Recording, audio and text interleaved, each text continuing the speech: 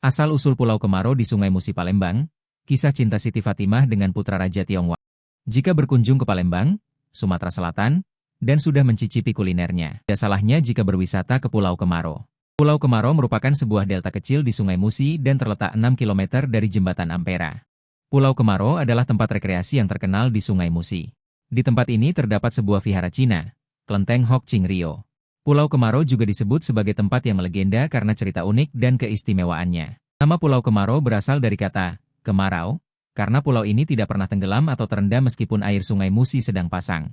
Dikutip dari situs IBS Sumsel.Prof.Go.id, asal-usul Pulau Kemaro ini yakni dari kisah legenda cinta Siti Fatimah dan Tan Bun An. Siti Fatimah dikisahkan sebagai keturunan Raja Sriwijaya yang menganut agama Islam, sedangkan Tan Bun An yang merupakan putra Raja Tionghoa adalah penganut umat Buddha.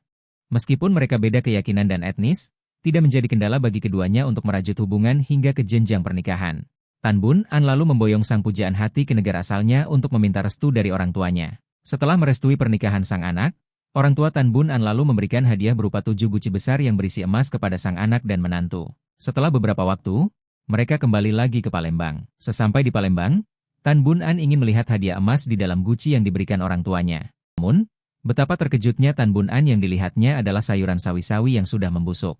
Tanpa pikir panjang, ia kemudian langsung membuang guci-guci tersebut ke Sungai Musi. Saat akan membuang guci terakhir ke Sungai Musi, guci itu terjatuh di atas dek dan pecah. Ternyata di dalamnya terdapat emas. Karena merasa bersalah telah membuang pemberian orang tuanya, Tan Bun An lalu terjun ke dalam Sungai Musi untuk mengambil emas tersebut. Melihat Tan Bun An turun ke Sungai Musi, seorang pengawalnya juga ikut terjun untuk membantunya. Tetapi kedua orang itu tidak kunjung muncul. Dirundung resah, Siti Fatimah akhirnya memutuskan untuk ikut terjun menyusul Tan Bun An. Namun, ia juga tidak terlihat.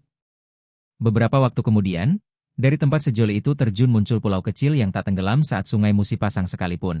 Masyarakat mempercayai bahwa gundukan tanah yang tiba-tiba muncul di Pulau Kemaro adalah makam mereka.